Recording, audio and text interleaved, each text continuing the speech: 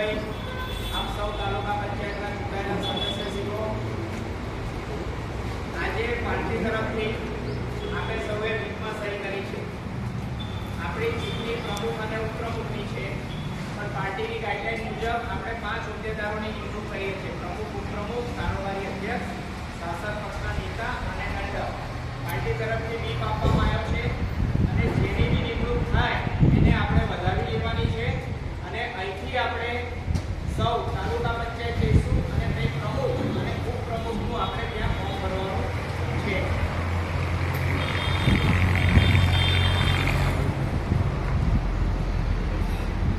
હવે હું પ્રદેશની સૂચના મુજબ જિલ્લામાંથી આવેલ મેન્ડેટ આપ સૌની સમક્ષ પૂછું.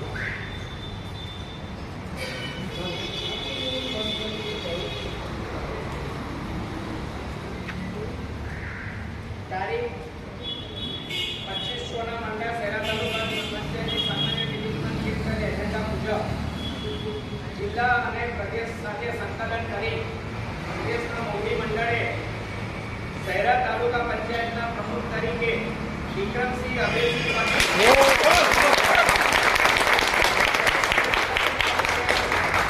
રાજાભાઈ નાનાભાઈ ચારણ,